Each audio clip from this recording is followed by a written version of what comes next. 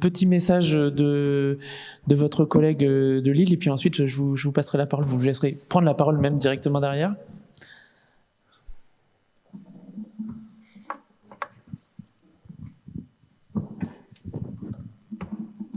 Bonjour à toutes et à tous.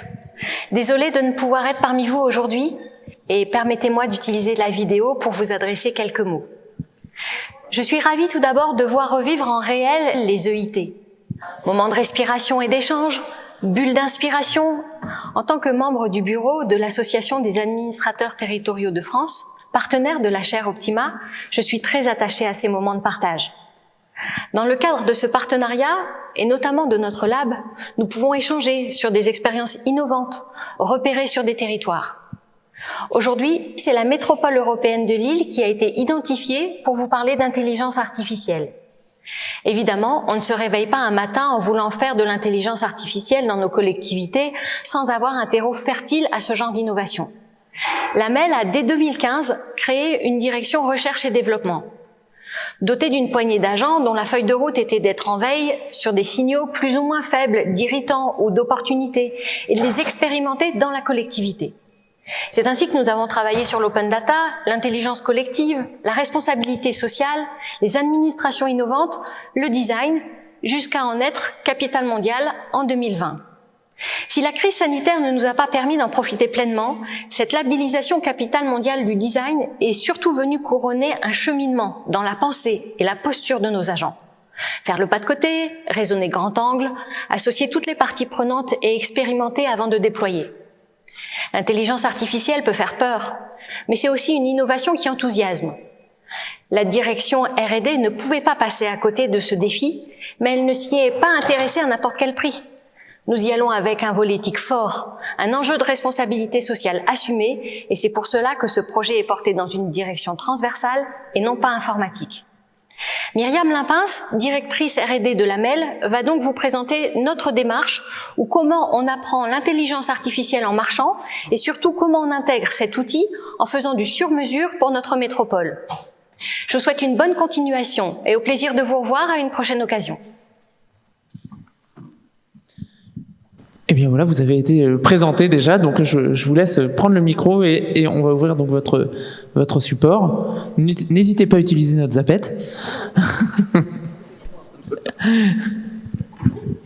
Donc effectivement, j'ai une introduction par Doriane. Donc je suis en charge de l'équipe R&D à la MEL et comme elle l'a dit, on est là pour identifier des nouveaux leviers d'action publique. Est-ce que c'est pertinent ou pas? Est-ce que c'est gadget ou pas? Et à quelles conditions on peut intégrer ces nouveaux leviers? Donc question qui se pose vraiment de façon très criante sur l'intelligence artificielle.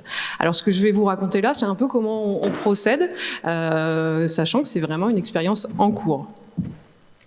Donc déjà, la première étape, et je pense que vous en serez pas très étonnés, c'est de démystifier.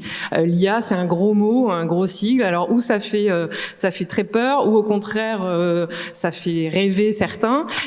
Donc l'entrée en matière était vraiment, là on est vraiment sur des process internes, hein, comment on intègre l'intelligence artificielle dans nos process métiers.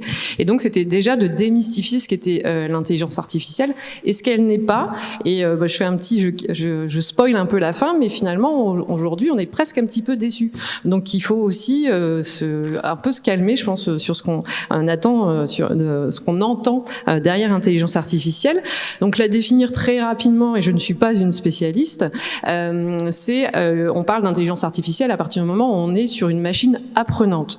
Et finalement, on se rend compte que dans nos process métiers, déjà automatisé, c'est déjà aller de l'avant. Donc il y a déjà des pas à faire avant de parler intelligence artificielle.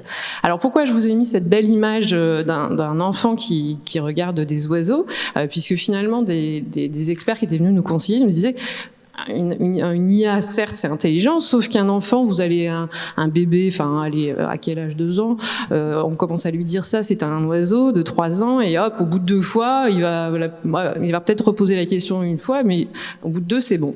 L'intelligence artificielle, il va falloir lui montrer 300, 400, 500, 1000 photos d'oiseaux pour qu'il ne confonde pas avec l'avion, avec l'éolienne, voilà. Donc il y a aussi, en termes d'acculturation, l'intégration de la machine, un gros travail, et on y reviendra, le cœur étant évidemment les données. Alors quand même, le gros positif de l'IA, et vous le savez certainement, c'est cette énorme puissance de calcul qui n'avait jamais été atteinte et qui l'est désormais, et cette capacité de faire croiser des données diverses, de nature diverse, pour produire un résultat. Donc c'est vrai que c'est en tout cas une technologie à creuser. Alors comment on est rentré dans cette expérience IA à la MEL? Donc je vous l'ai dit, déjà démystifié, donc c'est des actions d'animation. Nous on a des mois thématiques, donc c'était le mois de l'IA où on peut aller sur ces questions-là et expliquer aux agents, enfin sous différents formats, conférences, tables rondes, intelligence collective, un peu ce qu'est l'IA, ce qu'elle n'est pas, où on en est par rapport à tout ça. De façon très concrète, nous on travaille sur expérimentation, donc sur évidemment des cas métiers. Comme l'a dit Dorian dans l'introduction, le design, ça n'a pas été juste un mot et un affichage, mais c'est bien une nouvelle façon de travailler. Donc on part vraiment des usages et on n'est pas rentré par la techno. Alors faut qu'on fasse attention aujourd'hui, petite alerte, nos industriels autour de nous ont intégré de l'IA dans leur process et aujourd'hui arrivent avec des solutions packagées IA déjà. Donc, mais nous, on n'est pas forcément assez mature pour savoir ce qu'il y a derrière, et on a des principes et une réglementation à suivre. Je referme la petite parenthèse. Donc, on est parti de l'usage en ayant identifié déjà sur 3 critères quels étaient les collègues, les directions de métier qui étaient les plus matures. Alors, il y a effectivement déjà un cas métier qui s'y prête, tout simplement le pourquoi. Parce que faut savoir quelle est la plus-value de mettre de l'IA, c'est pas juste pour tester, même si ça peut être un peu intéressant. Deuxièmement, les données, puisque on le verra, c'est quand même le nœud de la question. Et puis, troisièmement, ce qu'on appelait le sponsor, c'est-à-dire avoir vraiment envie d'y aller, parce que finalement, c'est quand même des aventures avec des hauts et des bas, et donc il faut vraiment avoir envie de s'aventurer, puisque moi, plus qu'expérience, je parlerais même d'aventure. Plusieurs cas métiers, je vais peut-être parler de celui de l'accidentologie qui finalement est peut-être le plus représentatif. Donc aujourd'hui, on a un collègue qui s'appelle Alexandre qui est en charge de référencer, de qualifier les accidents qui ont eu lieu sur le réseau routier métropolitain, les qualifier, se dire quel était ce type d'accident, combien de véhicules ont été concernés, quel est le niveau de gravité. Derrière, il en tire évidemment une analyse pour améliorer la voirie sur cet endroit-là, la sécurisation et ce genre de choses. Aujourd'hui, Alexandre, pour faire ce travail, il a quand même une base de données Melaxi, il a les rapports de police aussi qui sont en base de données, mais aussi il va sur les sites La Voix. Alors nous c'est le Nord, c'est La Voix du Nord qui décrit l'accident, et on a même appris qu'il allait même sur Facebook pour avoir des informations. On était assez étonnés quand on le creuse dans les métiers, on est assez étonnés. Et finalement on est aussi en partenariat avec Waze, et donc on a les données routières, et on sait qu'on a à peu près 1200 accidents, ou en tout cas points d'alerte référencés par Waze par an, et Alexandre il peut en référencer 400 d'accidents par an. Donc le gap il est quand même assez intéressant, et le pourquoi d'une intelligence artificielle qui lui permettrait de croiser ces données et d'aller beaucoup plus vite dans le traitement était assez intéressant. Donc on est parti sur, alors c'est un des cas, il y en a d'autres, mais je vais rester sur celui-là qui est le plus illustratif. Donc l'idée c'est vraiment de partir de ce cas métier et de voir quelles solutions d'IA peuvent être intéressantes sur ce cas de figure. Un petit pas de côté pour moins vous parler techno, mais un nouveau contrat social, donc vous reconnaîtrez. Parce qu'on traite de l'IA, mais ça a été dit, rien n'est neutre, vous le savez, aucun outil n'est neutre, encore moins l'intelligence artificielle. Donc au-delà de l'aspect technologique qui est pilotage et efficacité de nos politiques publiques, on a vraiment tout un travail en parallèle sur qu'est-ce que ça questionne finalement sur notre façon de vivre. C'est l'IA, mais c'est finalement tout ce que vous avez dit, mesdames, sur ce qu'on appelle les territoires intelligents, les villes intelligentes. Est-ce que nos concitoyens sont sont au courant que dès qu'ils sortent finalement de chez eux, qui badgent pour prendre le métro, qui sont finalement captés, que leurs données sont captées. Quel est finalement qu'est-ce qu'on autorise en tant que citoyen, qu'est-ce qu'on n'a pas envie d'autoriser.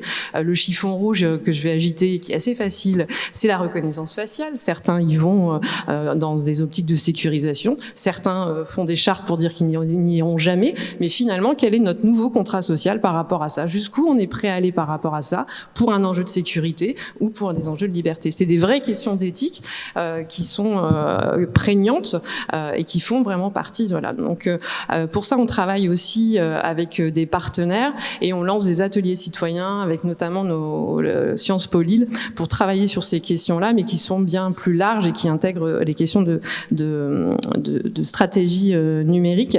La transparence aussi des algorithmes en parallèle de nos expérimentations. On s'est engagé à la suite d'Open Data, on a appelé ça Open Algo, pas très original, mais voilà, d'ouvrir nos algorithmes. Alors pas que les codes sources. Alors un algorithme, c'est pas forcément de l'intelligence artificielle. Un bon tableur Excel où il y a des critères dans lesquels on dit la composition de la famille, le revenu, et finalement c'est un calcul qui va donner une décision individuelle et la loi nous oblige à la rendre publique. Donc a fortiori quand on part sur l'intelligence artificielle, on s'oriente vers et aussi l'open algorithme pour certes publier le code source, mais bien expliquer les règles de calcul qu'il y a derrière.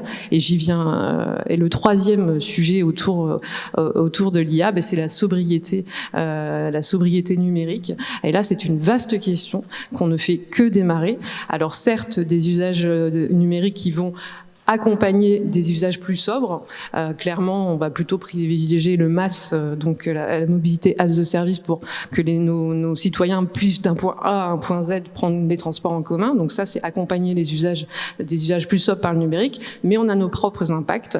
Du stockage de données, c'est énergivore. Oui, de la grosse puissance de calcul, c'est super. Mais finalement, est-ce qu'en termes d'impact écologique, c'est si intéressant que ça?